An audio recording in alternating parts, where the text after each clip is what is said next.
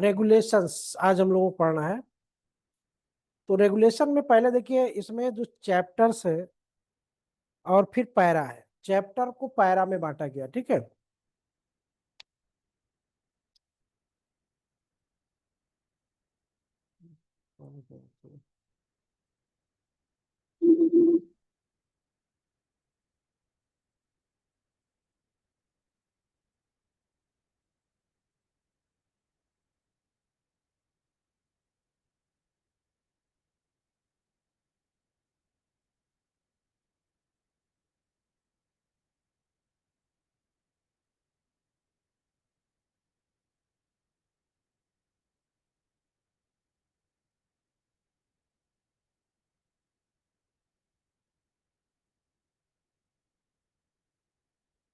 चलो नहीं चलेगा।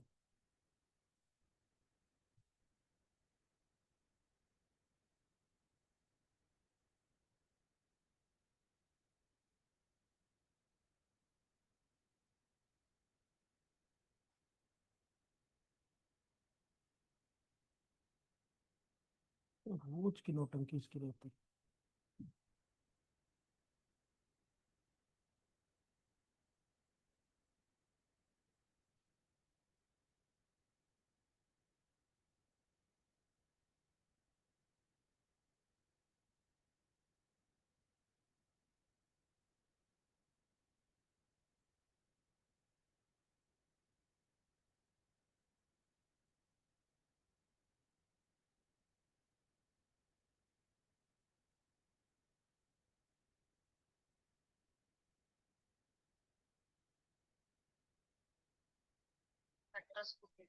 Hello, good morning. सर वो टेस्ट सीरीज चाहिए था यूपीए के। अभी हम थोड़ी देर बात करें आपसे 10 बजे। ओके सर, मैं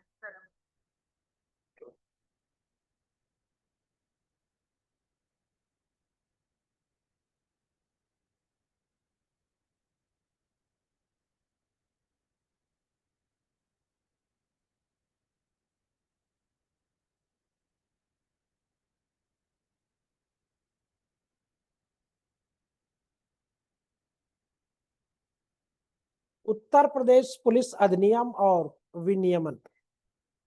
विनियम, रेगुलेशंस मतलब विनियम। शब्द समझिएगा पहले। विनियम पढ़ तो लेते हो लेकिन शब्द नहीं समझते। ये आपको पूरे टोटल पैरा कितने हैं? 526-54 है। विनियमन 554, ठीक है। पैरा 554 क्यों मिस्टर यतिन मिश्रा जी? 554 पैरा।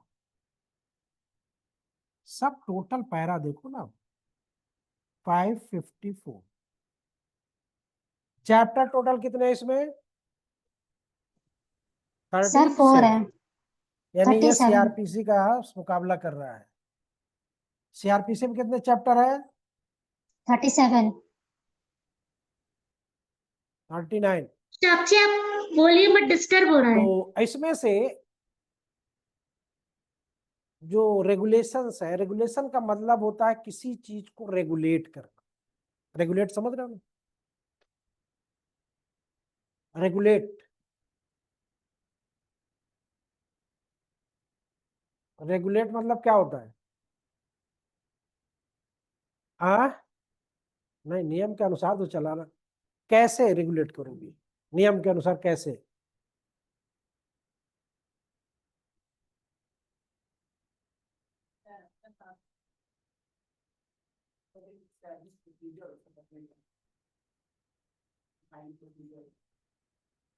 जरूरत के हिसाब से किसी चीज का प्रयोग करना, ठीक है।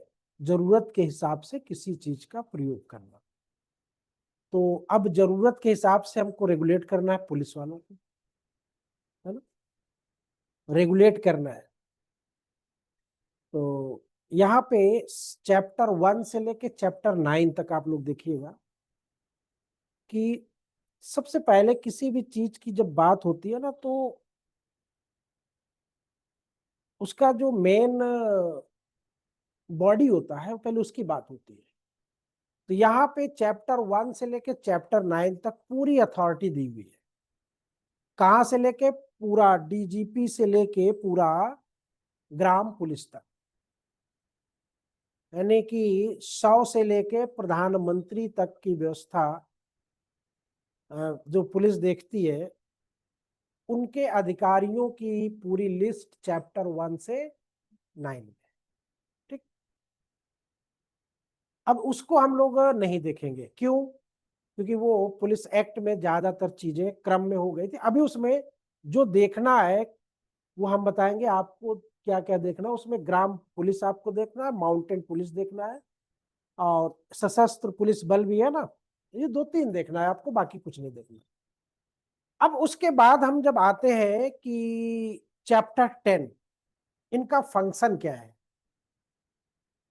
पुलिस वालों का फंक्शन क्या है, तो थाने में की गई रिपोर्ट के संदर्भ में इनका क्या रोल होता है। कहां पे? थाने में की गई रिपोर्ट, यानी report made at police station, para 97 से 103, चैप्टर 10। चैप्टर 10 खत्म हो गया का?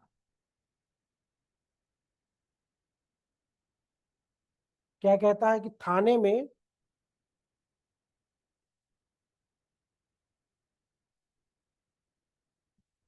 बहुत सी चीजें आपको हो सकता नहीं पता चले आज। की गई रिपोर्ट, प्रॉब्लम क्या होगा इसमें? है क्या बोल रहे? रिपोर्ट मेड एट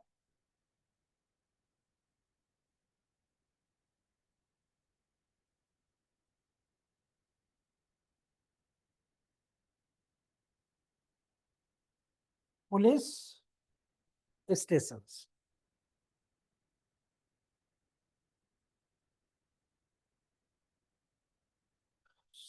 पैरा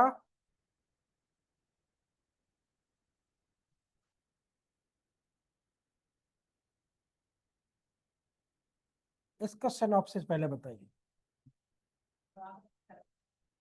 हाँ, चैप्टर 10, पुलिस में की गई रिपोर्ट का अभिप्राय है। FIR lodging, FIR lodge with the police, meaning of, यहाँ पे जगह नहीं, मैं आगे बढ़ता हूँ। पहला पॉइंट,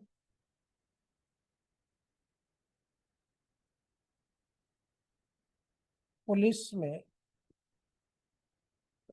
की गई रिपोर्ट का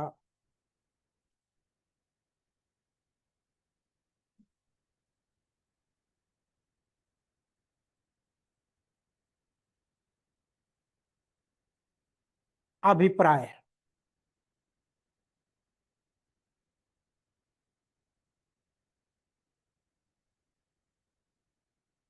एफआईआर लॉज्ड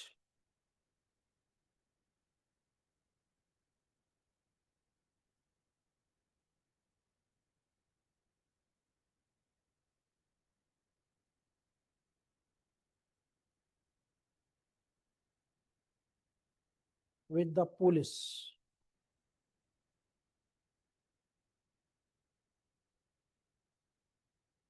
मीनिंग ऑफ। दूसरा पॉइंट, संज्ञेय अपराध। बोला सारे बैग लाओ नहीं आज आप लोग? बोला था ना कल सारे बैग एक लेके आना, संज्ञेय अपराध।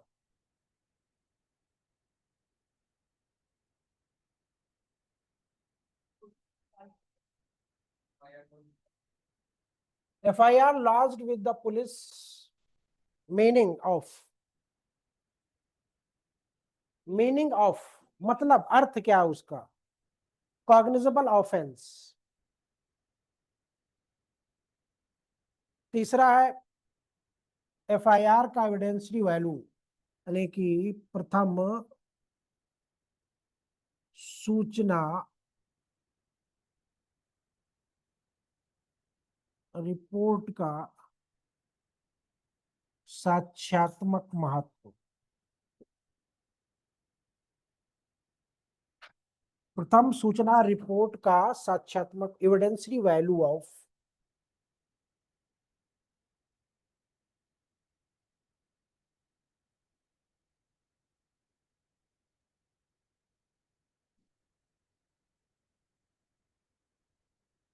FIR। अब इसके बाद आते हैं हम लोग पुलिस रेगुलेशन के, यहां तक तो आपका CRPC चलेगा, BNSS चलेगा, ठीक है। पुलिस रेगुलेशन के उपबंध।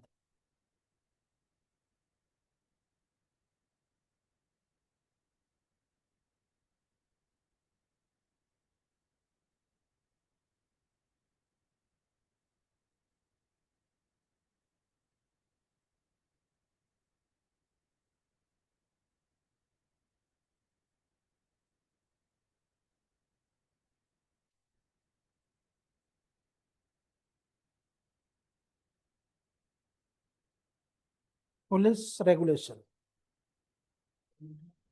फिर लास्ट में मिसलेनियस कर दे।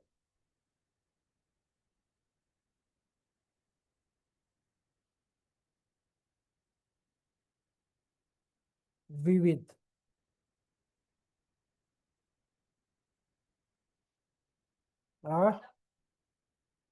मीनिंग ऑफ, मीनिंग ऑफ,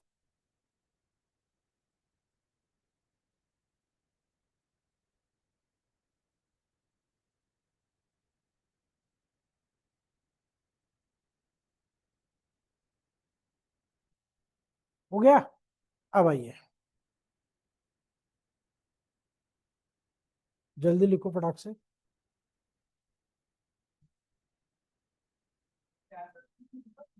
ये चैप्टर 10, हाँ, समझना है सब कुछ होता क्या। सबसे पहली बात तो ये कि FIR जो होती है वो अब BNSS की किस सेक्शन में गई, 173। कॉग्निजेंस ऑफेंस कहां पे डिफाइन है, हाँ,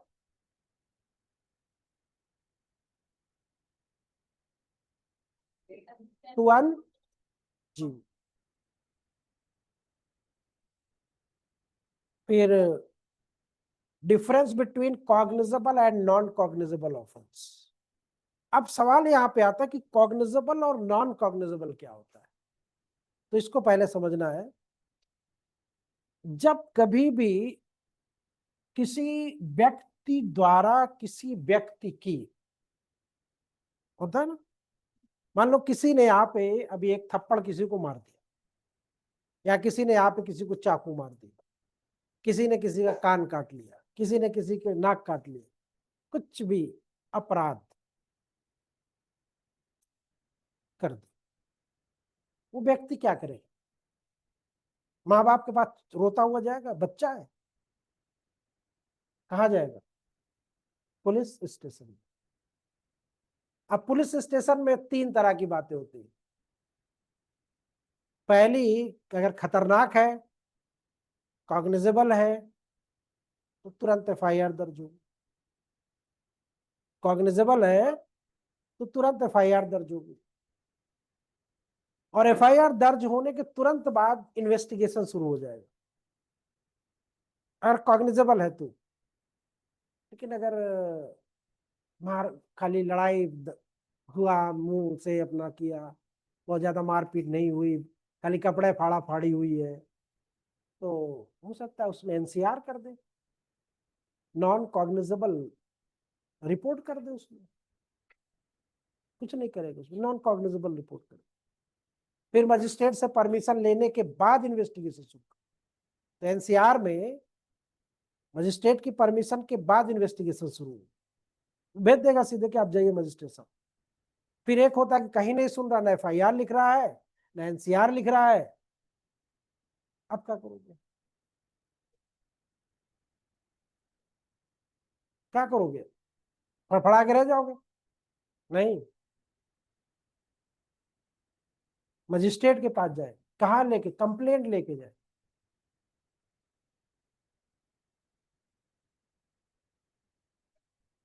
एसपी, हाँ वो प्रक्रिया आप एसपी को जाएंगे। 156 का 156 20 56 20 कितना होता है? 56 20 जोड़ो 76। 156 3 अब कहाँ जाएगा? 156 3 है। अब हाँ वो एक घट जाएगा ना उसमें, 19 का अंतर है ना, 19 का डिफरेंस जा रहा है ना। Hello hello sir, good morning. Good morning. Sir एक ना व्हाट्सएप पे मैसेज पढ़ा था सर मैंने अभी एक क्लास का। थोड़ी देर बाद हम 10 बजे आपसे बात करते हैं ना, तो बात समझ में आई। एसपी को लिख के दिया, वो भी नहीं सुना। फिर 156 जो पुराना था, 156 3 जाते थे ना मजिस्ट्रेट के पास, वो गए, उसमें भी नहीं हुआ, कुछ नहीं हुआ। कंप्लेंट लेके जा रहे हैं 200 पुराना, अब 223। तो नहीं, आपके पास इतने उपचार हैं, इतने विकल्प है आपके पास, आपके साथ अगर अपराध हो जाता है, ठीक। तो यहाँ पे हम लोगों को एफआईआर देखना है। तो किसी भी घटना के घटित होने के बाद कोई भी व्यक्ति जिसके सामने ऐसी घटना घटित हुई हो, वो भी, या जिसके संज्ञान में पहली बार वो घटना आई हो वो भी, जिस व्यक्ति के साथ ऐसा हुआ हो वो भी, कोई भी जाके वहां पे थाने पे पुलिस अधिकारी को, जो थाने का बार साधक अधिकारी होता, उससे कहे कि भैया ऐसी ऐसी बात हुई है, इसका लिखिएगा। लिखने के बाद वो क्या करेगा, समझेगा कि मामला संज्ञेय है कि असंज्ञेय है, क्या है वो वहीं पे समझ लेगा। लिखने के बाद उसको कितनी कापियों में बनेगी रिपोर्ट? 3 कापियों में बनती है। तो उसकी जो ओरिजिनल कापी होती है 3 कापियों में बनता है, और तीनों में साइन होता है किसका? जो सूचना दाता होता है उसका। तीनों में अगर पढ़ा लिखा है तो साइन करेगा, और शिवानी की तरह है तो अंगूठा लगाएगा। हाँ पढ़ी लिखी हो तो यही बात तो है कि विसंगत नहीं है ना, सुसंगत है। क्या कि पढ़ी लिखी हो, अगर दूसरे एंगल से देखा जाएगा तो विसंगत है, ठीक है। तो यहाँ पे कहने का मतलब ये है कि 3 प्रतियों में होगा। एक प्रति तो निशुल्क पढ़ाई होगा आप लोगों ने बीएनएसएस में, निशुल्क फाड़ के दे दी जाएगी, है ना। और फॉर्म नंबर क्या होगा? फॉर्म नंबर क्या होता है? किस में लिखेगी? 3 नहीं, पुलिस रिपोर्ट का फॉर्म नंबर 341, 341। 341 में 3 प्रतियों में होगा। ओरिजिनल प्रति किसको भेजी जाती है? अगर मान लो प्री में पूछ दे, मजिस्ट्रेट को जाती, किसके माध्यम से जाती है? एसपी के, ठीक है। और एसपी ना हुआ तो, अगर एसपी ना हुआ तो क्या होगा? चलिए बात समझ में आ गई ना। तो ये रिपोर्ट, पुलिस रिपोर्ट जो हमारे साथ घटना घटी, हमने लिखा दिया, एक कॉपी ले लिया, बाकी एक कॉपी थाने में रहेगी, एक कॉपी जो ओरिजिनल होगी वो मजिस्ट्रेट को भेज दी जाएगी, ठीक है। अब पैरा 98, ये पैरा 97 में, अब देखिएगा पैरा 97 देखिएगा, ये फॉर्म नंबर वहीं पे आपको मिलेगा पैरा 97 में। पैरा 97 में 341 फॉर्म नंबर में, अब वो सारा चीजें समझ लेना। अगर दे दे कि एक एफआईआर में क्या क्या होना जरूरी है, कितनी प्रतियों में होना जरूरी है, ओरिजिनल कॉपी किसको भेजी जाएगी, किस फॉर्म नंबर में होगी, ठीक है, उसके साइन होंगे नहीं होंगे, अंगूठा होगा क्या होगा, सब चीज में लिखा होगा। 97 में ये कर दिया गया, पैरा 97 में आपके एफआईआर को लिख के आपको कॉपी दे दिया गया। और ये इधर बीएनएसएस की धारा 173। फिर 98 में क्या कहता है? रजिस्टरों और डायरियों में प्रविष्टि। कल अभी हम लोग पढ़ रहे थे ना कि जो, हाँ, वहां पे एक डायरी होती है ना, उसमें जो दस्तावेज न्यायालय के समक्ष भेजे जाने हैं उसमें अच्छे से साफ साफ स्पष्ट अक्षरों में लिखना चाहिए। सूचना जो भी रिपोर्ट आई है पढ़ने के बाद उसको आप शॉर्ट में अंकित कर लीजिए, जितनी भी रिपोर्टें आपके पास आई हुई है। 98 में 99 में क्या कहता है, जब वो दर्ज कर लिया जाता है रजिस्टर में तो उसका सार जो होता है कहाँ लिखा जाता है, जनरल डायरी। कल हम लोग बताए जनरल डायरी और सीडी क्या होता है, जीडी और CD, difference between GD and difference between CD दोनों में। तो जनरल डायरी जो थाने पे होती है, दिनचर्या जिसको रोजनामचा बोलते हो, उसमें वो लिख देना चाहिए और तत्काल कर देना चाहिए, चाहे रात हो या दिन हो। ठीक, फिर ग्राम अपराध अगर हो रहे हैं तो नोटबुक अपराध रजिस्टर या सांपत्तिक रजिस्टर 24 घंटे के अंदर लिख देना चाहिए। अगर मान लो कहीं गांव में कोई घटना घट रही है, कोई संपत्ति से संबंधित है, नहीं, रिपोर्ट आपको विद इन 24 आवर अपने जीडी में, अपने रजिस्टर में आपको दर्ज कर देना चाहिए। ठीक है, ये पैरा 99। ठीक, फिर उसके बाद दरोगा जी नहीं है, दौरे पे है, तब दरोगा जी को ओरली रिपोर्ट दी गई, साहब ऐसी ऐसी घटना हो गई। दरोगा जी कहीं बाहर है तो सूचना तुरंत उनकी क्या कराना चाहिए, दौरे से बाहर होते तो उनको सूचना मिली तो उनका क्या काम है, तुरंत उसको दर्ज करवाएं। और खुद ही दर्ज करें जरूरी नहीं है, जाके दरोगा जी खुद लिखे जरूरी नहीं है, वो अपने जो वहां बैठे होते हैं उनको बोल दें कि ये घटना हो गई, इसको दर्ज करो, दर्ज करके बंदा आ रहा है इसकी साइन कर लेना, मेरे सामने घटना है, कर देगा। ठीक है, दौरे पे गए, मान लो कहीं घटना घट जाती है, देखता ना आदमी सामने, तो ये हो जाएगा उसमें। ठीक, उसके बाद पैरा 101, ये 100 की बात है, दौरे पर अपराध का अन्वेषण जब होता है।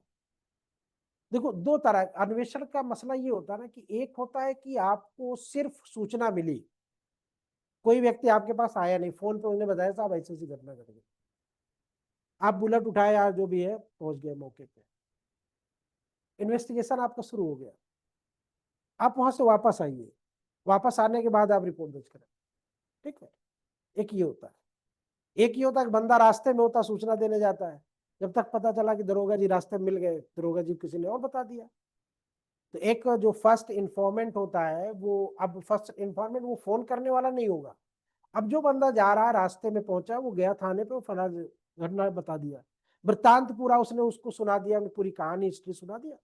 उसके बाद दरोगा जी ने अपनी सॉरी वो जो वहां पे बैठा हुआ बंदा उसने रिकॉर्ड किया, रिकॉर्ड करने के बाद साइन वाइन लगवाया, दे दिया।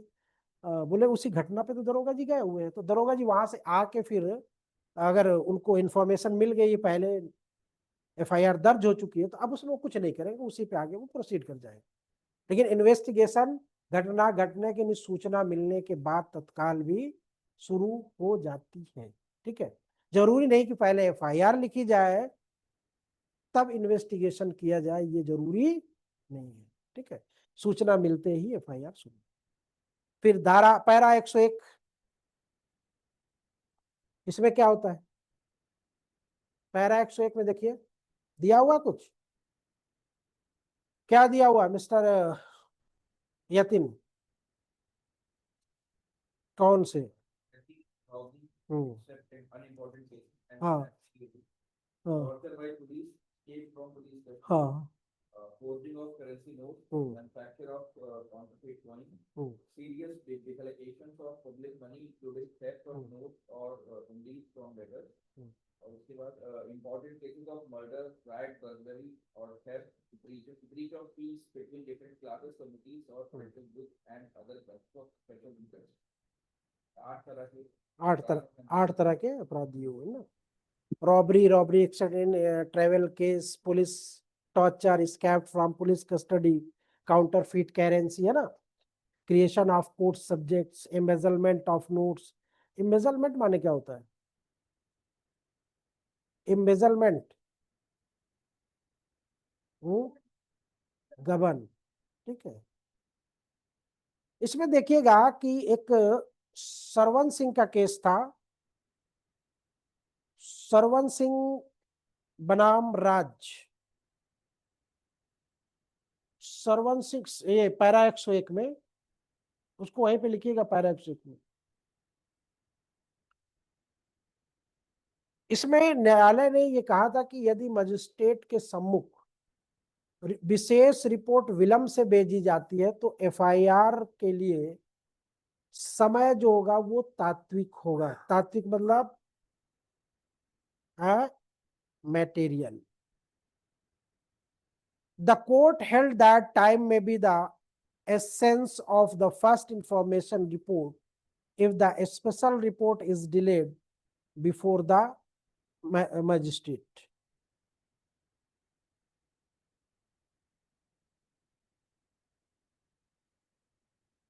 नेक्स्ट दूसरा ये 102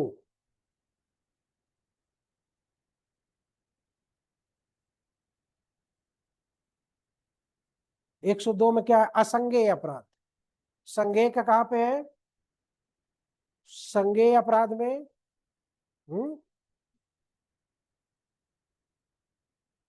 97 में 97 में असंज्ञेय का 100। इसमें क्या होगा? ये भी फॉर्म नंबर 341 में लिखा जाएगा। ठीक, वही है ना 341 347। हाँ, फॉर्म नंबर 347 में।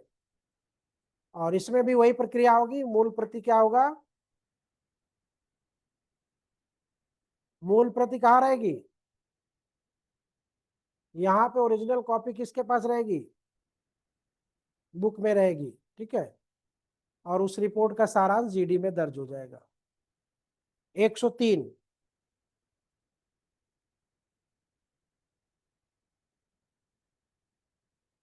103 पैरा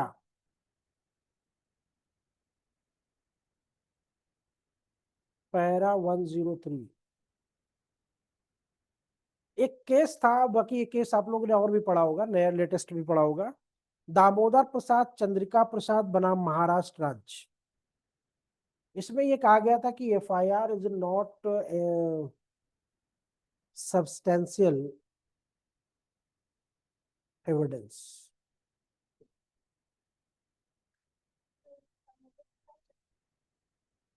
बनाम महाराष्ट्र राज्य, यानी एफआईआर जो है वो सब्सटेंशियल एविडेंस नहीं है। ठीक है,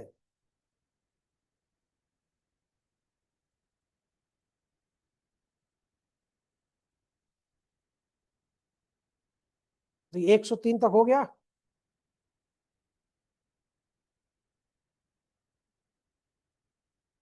एक सौ तीन ही तक है ना चैप्टर। नेक्स्ट चैप्टर क्या है?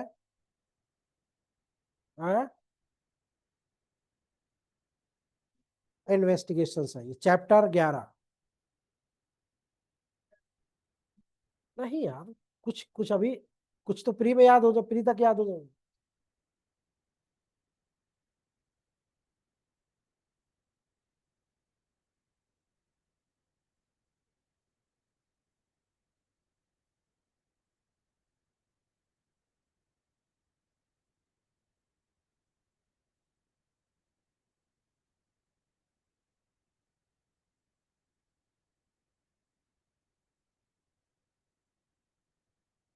अच्छा, अपग्रेड का ऑप्शन आ रहा है क्या?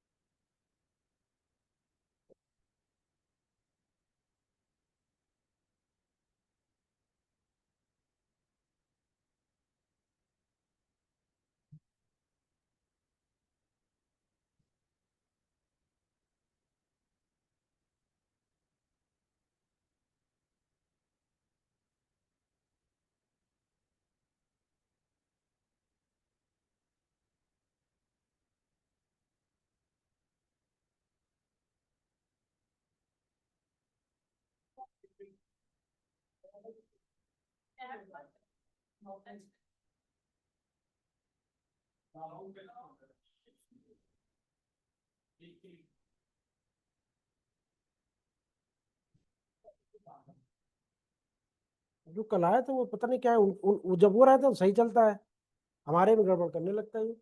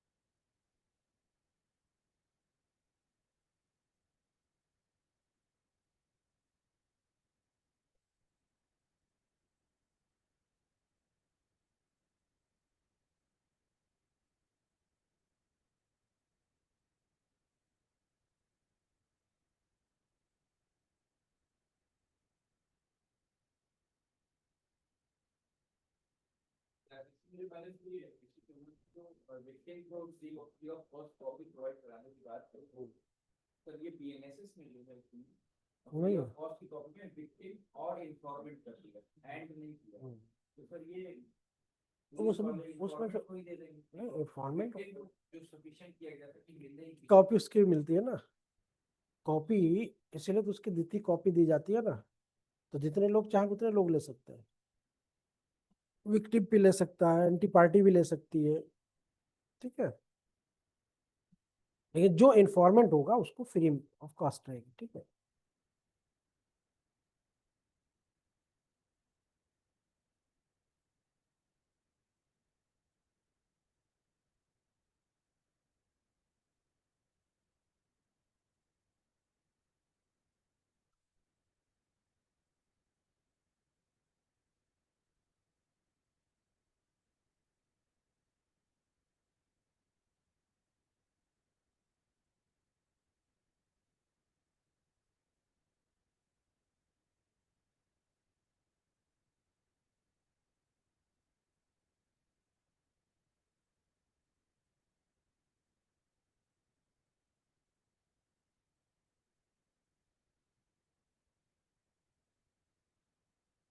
इन्वेस्टिगेशन,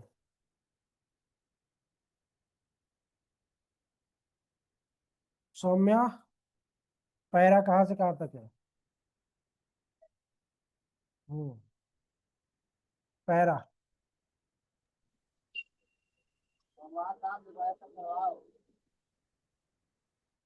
104 से 128, बड़ा चैप्टर है। इन्वेस्टिगेशन,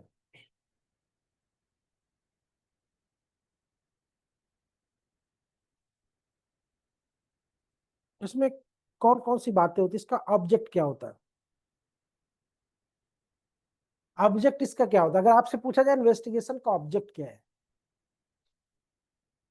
पढ़ा भी होगा, अंतर पढ़ा होगा ना, कहाँ पे कहाँ पे पढ़ा अंतर है?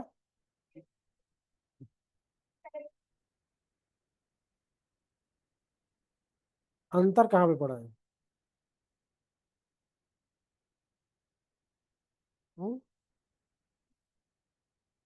अरे यार अंतर तुम लोग नहीं पढ़ो, इन्वेस्टिगेशन में, कंप्लेंट में, एफआईआर में नहीं पढ़े हो? बोलो क्या होता है इन्वेस्टिगेशन का, मतलब क्या होता है, पर्पज क्या है इसका, क्यों इन्वेस्टिगेशन किया जा रहा है? बस एक ही, पहला पर्पज इसका ये है कि अपराध का पता लगाना,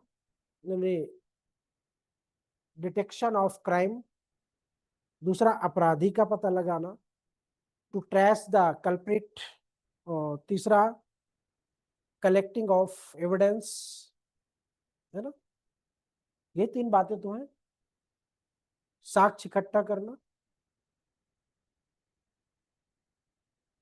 अब पैरा 104 में देखिएगा, डिटर्मिनेशन ऑफ इन्वेस्टिगेशन,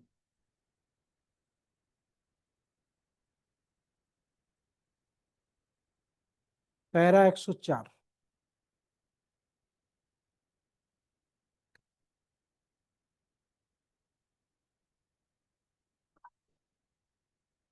क्या कहता है? Determination of investigation nominal offence, जब किसी भार साधक अधिकारी को कोई सूचना मिलती है किसी संज्ञेय अपराध के बारे में, तो वो ये पहले फैसला करे, यानी विनिश्चित करे कि अन्वेषण आवश्यक है या नहीं। अगर पुराना जो सीआरपीसी 157(1)(b) पुराना, अब में उसके विवेक का प्रयोग ये सुनिश्चित करना कि अन्वेषण हेतु पर्याप्त आधार है या नहीं है, तो अगर उसको लगता है कि होना चाहिए तो वो करे, नहीं लग रहा है तो चुपचाप उसको मामले को शांत कर दे। मामला क्रिमिनल का है, मामला सिविल का है। अगर सिविल का है तो वो उसके डायरेक्शन में जाएगा, रेवेन्यू का है तो उसके डायरेक्शन में जाएगा। सीधे इन्फॉर्म करें भैया आप जाइए मजिस्ट्रेट साहब के पास, यहाँ लायक नहीं है मामला, ठीक है। फिर कब अन्वेषण आवश्यक नहीं होता है, इसी का पैरा 104 का सब क्लास 2 बोलता है, पैरा दूसरा बोलता है। उसमें जब परिवाद की विषय वस्तु के बारे में यानी जो कंप्लेंट किया गया है उसमें सब्जेक्ट मैटर ऐसा है कि उसको यानी जो एसएचओ है थाने का, जो भार साधक अधिकारी, उसको नहीं लग रहा है कि इसमें अपराध बहुत बड़ा है, नहीं ये छोटा मोटा अपराध है, लेकिन इसको बहुत बढ़ा चढ़ाकर बताया गया है। तो यही सब चीज अपना माइंड अप्लाई करना होता है ना। तो यानी अपराध का जो नेचर है, यानी जो क्राइम का नेचर है, वो आईपीसी की धारा 195 जो पुराना था अब कहाँ गया, डिमिनिमस, डिमिनिमस नॉट क्यूरेक्ट। तो क्या करेगा, नहीं करेगा।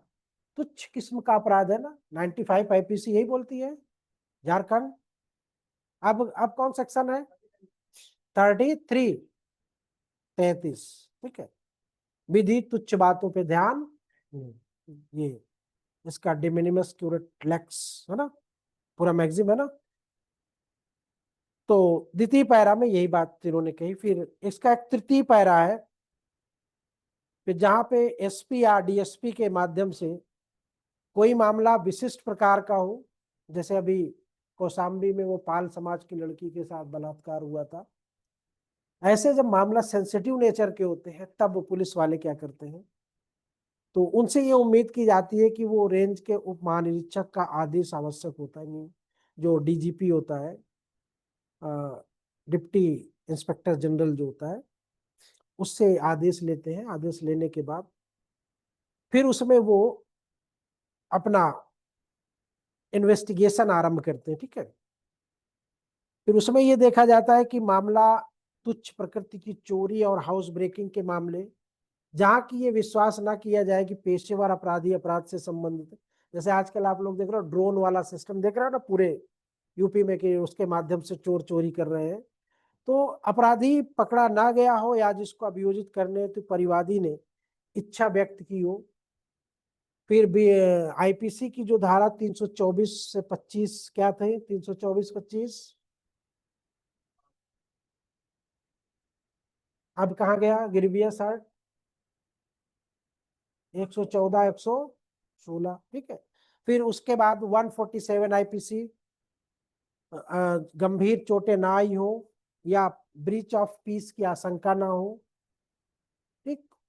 341 से 344 आईपीसी, 341।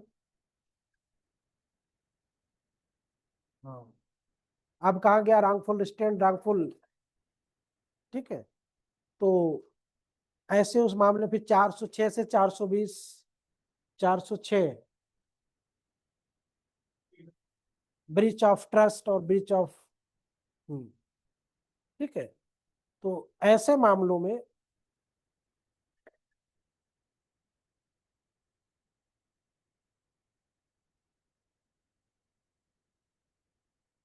जो भी रिपोर्ट दी जाएगी, एफआर किस में लगती है, पहले पुराने में एफआर किस में लगती थी, फाइनल रिपोर्ट, चार्जशीट जिसको बोलते हो, 173 पुरानी, अब 193, ठीक है। तो उसमें एफआर गई है। अब रिपोर्ट भले ही कितना इरेगुलर हो, जो रिपोर्ट भेजी गई है जितना जांच करने के बाद वो इरेगुलर थी, कुछ भी थी, लेकिन वो एक्सेप्टेबल होगी, ठीक है। फिर 106 इन्वेस्टिगेशन में घटनास्थल, घटनास्थल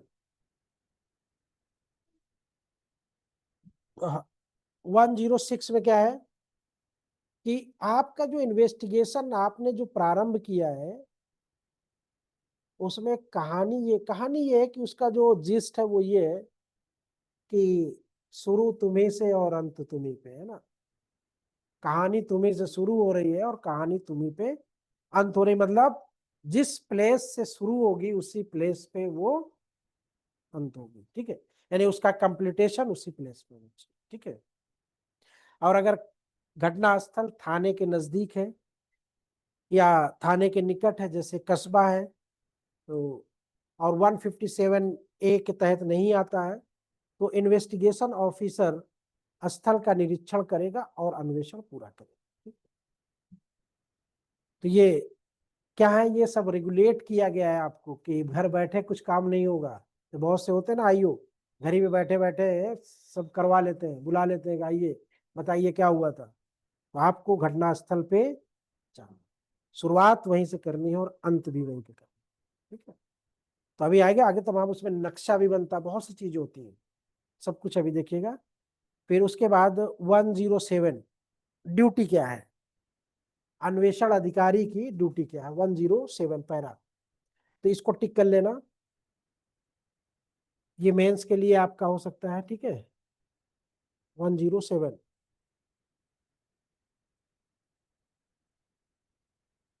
और प्री में भी दो चार अगर दे के बीच में गैप कर दे तो फिर क्या करोगे? अगर कुछ देने के बाद गायब कर दे कुछ, तो क्या कर सकते हो? क्या क्या कर्तव्य है उसके? कितने कर्तव्य हैं? 9 कर्तव्य। पहला क्या है? He is expected to carefully observe the situation and make a reasonable assessment of an incident. उससे ये उम्मीद की जाती है या ये आशा की जाती है कि वो वस्तुस्थिति का सावधानी के साथ क्या करेगा, ठीक है, और घटना का यथोचित आकलन करेगा। दूसरा कहता है कि he must apply his special knowledge in the investigation and properly examining the evidence of the witness. उस अन्वेषण में अपने विशेष ज्ञान का प्रयोग करना चाहिए और साक्षियों के साक्ष्य की यथोचित जांच की जानी चाहिए, ठीक है। तीसरा, in case where the offender is no unknown, the offender should be identify with the help of fact and circumstances, है ना। फिर आइडेंटिफाई का नंबर आ गया। आइडेंटिफिकेशन किस पैरा, किस सेक्शन पढ़े थे? आइडेंटिफिकेशन परेड 9 में। हाँ, अभी 7 पुराना 9 है ना। Next, he should study the criminal methods of local criminal. चौथा जो है, यानी उसे स्थानीय अपराधियों के अपराध संबंधी तरीकों का अध्ययन करना चाहिए कि किस, जैसे होता है ना कि क्राइम का जो नेचर होता है, क्या होता है, वो बदलता रहता है ना। आजकल अपराध का नेचर क्या है, स्मार्ट वाला चल रहा है, सब डिजिटल अरेस्ट वाला चल रहा है, ये भी तो होता है ना। तो उसका भी इन्वेस्टिगेशन करना है आपको, ठीक है। 2-2 लाख 4-4 लाख करोड़ करोड़ रुपया डिजिटल अरेस्ट करके ले लेते हैं। मेरे ये नहीं समझ में आता कि कभी कभी मुझे लगता है कि पढ़े लिखे लोग भी बेवकूफ होते हैं क्या, लेकिन लगता नहीं, नहीं हो जाते, फंस जाते हैं किसी ना किसी तरह, है ना। तो डिजिटल अरेस्ट जो होता है। नेक्स्ट, 5th देखिएगा, he must ascertain the truth in its true form, यानी उसे सत्यता का पता वास्तविक रूप से करना चाहिए। 6 पॉइंट है कि 7 पॉइंट है, he should not take any view on fact in favour और ऑफ और अगेंस्ट एनी पर्सन। उसे किसी व्यक्ति के पक्ष में या उसके विरुद्ध तथ्यों के विषय में कोई दृष्टिकोण नहीं रखना चाहिए। ये शब्द जब आता है तो आपको सेक्शन 46 to 50 ऑफ BSA, क्यों, क्या बुरे चरित्र वाला व्यक्ति हमेशा अपराधी होता है? क्या अच्छे चरित्र वाला व्यक्ति कभी अपराधी नहीं हो सकता है? तो इस प्रीवियसली यानी जिसको बोला जाता है ना कि प्रिजम्पशन नहीं रख सकते। तो इसी तरह जब हम जांच करने जाते हैं तो हमें कोई प्रिजम्पशन नहीं रखना चाहिए किसी भी तरह का, यही व्यक्ति हो सकता है, यही है, ऐसा नहीं। आप तथ्यों के साथ साथ चलिए, जो फैक्ट है, जो प्रूफ है, उसके साथ साथ आप चलिए, ठीक है। तो आपको ज्यादा क्लैरिटी मिलेगी ना। ही should not look for any evidence which may be the defense be in defense of the accused, the should search for evidence with cause। उसे किसी व्यक्ति के पक्ष में या उसके विरुद्ध उसे ऐसा कोई साक्ष्य नहीं ढूंढना चाहिए जो अभियुक्त की प्रतिरक्षा में हो। उसे साक्ष्य का पता सावधानी से लगाना चाहिए, यानी कि कोई ऐसा साक्ष्य न ढूंढने लगे जो अभियुक्त के पक्ष में। क्यों? क्योंकि उसे इन्वेस्टिगेशन की रिपोर्ट का इस्तेमाल कौन करता है? प्रोसिक्यूशन करता। और प्रोसिक्यूशन को उसके पक्ष में जब बातें मिलेंगी, क्या करेगा वो? कैसे डिफेंड करेगा?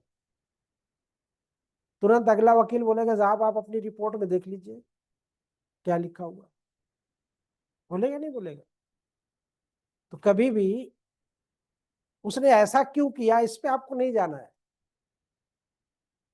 तुमने किससे किया, कहां से किया, कैसे किया, इस पे जाना है। ठीक है, तो ये यानी कि एक इन्वेस्टिगेशन ऑफिसर की ड्यूटी होती है। 5-6 ड्यूटी सिंपल वे में याद रखो, दिमाग में डाल लो कि भाई एक मान लो आप इन्वेस्टिगेटर हो। ठीक है, अब आपको कहा गया कि इन्वेस्टिगेटर हैं आप, तो क्या क्या करेंगे आप? पहला काम तो ये करें, जो भी हो रियलिटी सामने आनी चाहिए, जो भी फैक्ट हो वो विशुद्ध रूप से उससे मिलने चाहिए। कोई प्रिजम्पशन नहीं है, कोई पूर्वाग्रह नहीं है, किसी के प्रेजुडिस नहीं है कि नहीं यही व्यक्ति है, यार ये सब चीजें आपकी क्वालिटी में होनी चाहिए ड्यूटीज में आपके। 108 बड़ा इंपॉर्टेंट है आपका।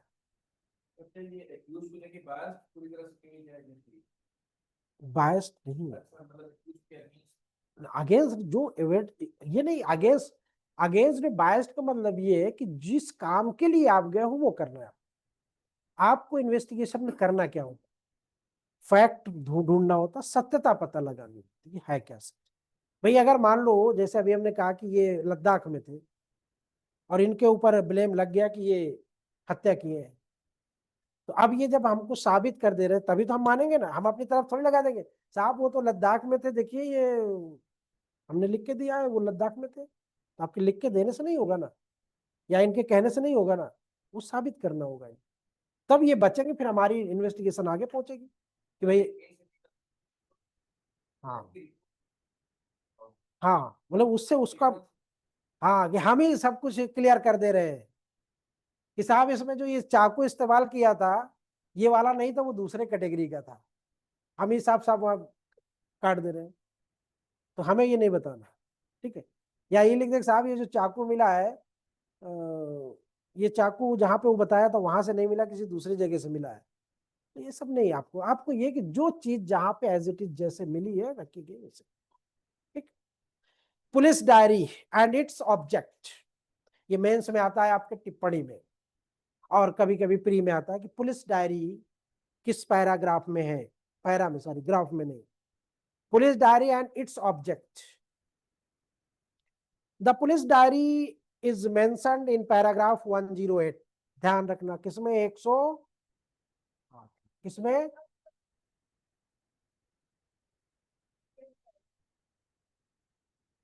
मैं पैरा बोल रहा हूं ना, अभी पुलिस डायरी बोल रहा हूं ना, para 108।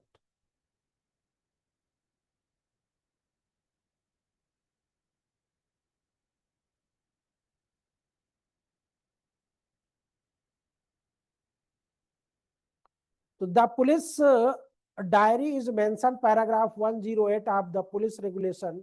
According to this, the primarily duty to the police officer in is to record a case diary and an FIR in the prescribed form in accordance with section 172 CRPC, BNSS 190. It should include the time and place of the time during an investigation. अब यहां से क्या समझ में आ रहा है? Police diary को हम कौन सी डायरी बोले, जीडी बोले या केस डायरी बोले? केस डायरी बोलेंगे इसको। क्यों? समझ में आ रहा है ना? क्या कह रहा है कि ड्यूरिंग एन इन्वेस्टिगेशन उसको यूज। तो सीडी और जीडी में अंतर क्या होता है समझ लीजिएगा आप लोग। सीडी में ये होता है कि जो केस डायरी होती है, मान लो हमको इन्वेस्टिगेशन ऑफिसर बना दिया गया, तो हमको एक पुलिस डायरी दी जाएगी कि ये आप लीजिए, जितना इन्वेस्टिगेशन हो सब इसी में रखिए। पहुंचने का समय, किस व्यक्ति से मिले, कहाँ गए, नक्शा, ये वो, जितने भी इन्वेस्टिगेशन में चीजें होती सब आपको भरना। जो रोजनामचा होती है वो वहीं पे रखी रहती है, या एसएचओ के हाथ में रहती है, लिखता रहता है कौन कौन आया थाने पे, कितने अपराध हुए आज, कितने लोग कोर्ट गए, कितने लोगों से मिलाई हुई, समथिंग टाइप में पूरी इंफॉर्मेशन वो रखता है। ठीक, तो ये यहाँ पे 108 में सीडी की बात हो रही, केस डायरी की, केस डायरी की बात हो रही है। ठीक है, investigation the officer should recorded the key details, है ना, लिखा है, of the investigation in the diary including other details the shed light on the circumstances। पढ़ लिया हिंदी में? पुलिस डायरी के विषय में उल्लेख पुलिस रेगुलेशन के पैरा 108 में किया गया है, जिसके अनुसार पुलिस अधिकारी का पहला कर्तव्य यह है कि वो सीआरपीसी की धारा 172 के अनुसार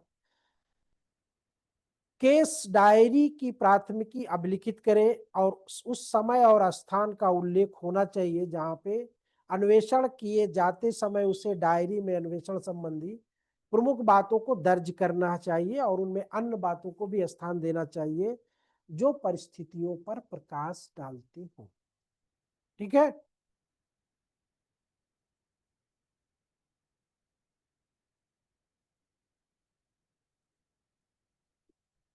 बात समझ में आ गई नहीं आ गई? फिर कैसे लिखेगा वो? Diary of proceeding in investigation. प्रत्येक पुलिस अधिकारी जो इस अध्याय के अधीन अन्वेषण करता है, टाइम हो गया क्या? अन्वेषण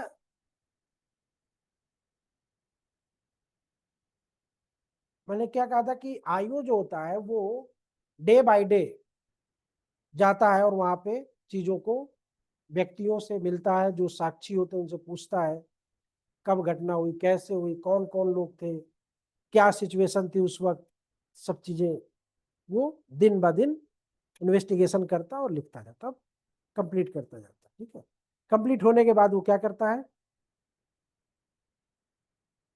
साक्षियों के कथन भी उस केस डायरी में लिखे जा सकते हैं। ठीक है, ये 2008 में जोड़ा गया था, पहला ऐसा नहीं था। ठीक है, फिर जिल्द रूप में होगी और सम्यक रूप से उसमें पृष्ठ संख्याकित किए जाएंगे कि 110 पेज की, 120 पेज की है, क्योंकि होता क्या है, इसको लोग गायब कर देते हैं। आपके फेवर की रिपोर्ट नहीं लगी, दरोगा जी से मिले, कहा दरोगा जी इसके जरा नमूना काट दीजिए हमारा। दरोगा जी क्या करेंगे, उसको फाड़ेंगे, क्या फाड़ेंगे तो ऑर्डर गड़बड़ हो जाएगा, उसमें नहीं हो पाता। इसीलिए उसको जिल्द में होनी चाहिए और उसके पेज जो है संख्यांकित होने चाहिए। ये सब ध्यान रखना। अगर मान लो प्री में पूछ दिया कि एक केस डायरी के संदर्भ में निम्नलिखित कौन से कथन सत्य नहीं है, तो है ना, पूछ दिया ना, तो पूछ दिया पहला सवाल। हाँ,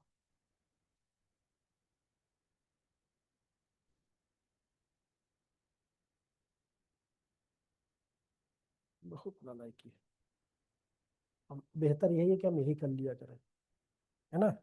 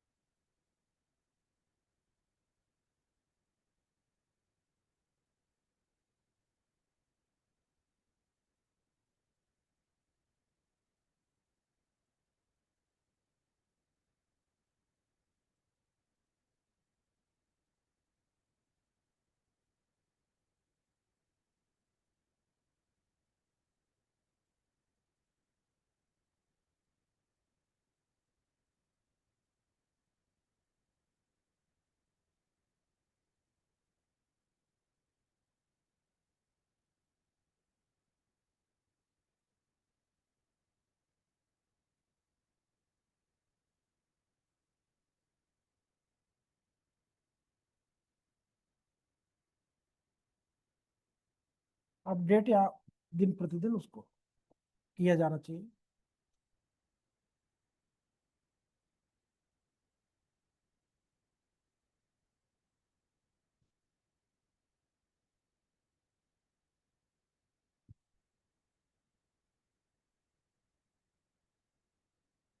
केस डायरी में साक्षियों के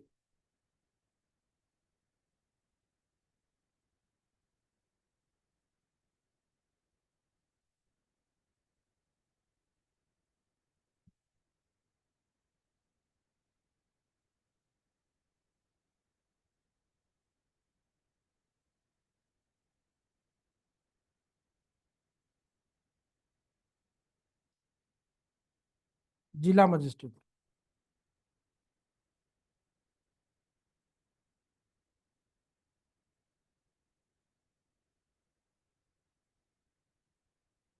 कौन सा कथन है?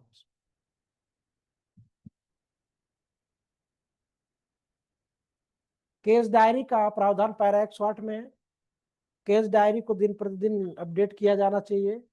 केस डायरी में साक्षियों के साक्ष्य का कथन होना चाहिए। केस डायरी को जिला मजिस्ट्रेट देखने के लिए सक्षम नहीं है। हाँ, देख सकता है वो, ठीक है। तो ये गलत हो, बाकी तीनों सही है, ठीक है। ठीक, समझ बात आई कि नहीं आई? पहला दिन अभी थोड़ा सा विचित्र विचित्र लग रहा हो, 4 दिन में जरूर। हाँ, अब हम कहा देखें कहाँ पे लिखा हुआ, खुद देखो, इसी में पुलिस रेगुलेशन में होगा, ठीक है। ठीक, आज की मुलाकात बस इतनी है, कल मिलते हैं फिर।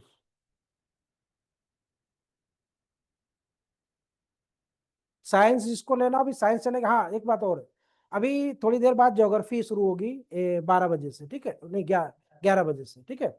11 पे ज्योग्राफी का आज एक पार्ट हम लेंगे, छोटा सा पार्ट लेंगे, 15 मिनट 20 मिनट, डेली का डेली कुछ लेते चलेंगे, ठीक है। तो आप लोगों में से जो भी इच्छुक हो वो ज्वाइन कर लेंगे, नहीं इच्छुक है छोड़ देंगे। इच्छा 2 तरह से होती है ना, एक पढ़ने की इच्छा होती है और एक पेमेंट की इच्छा होती है।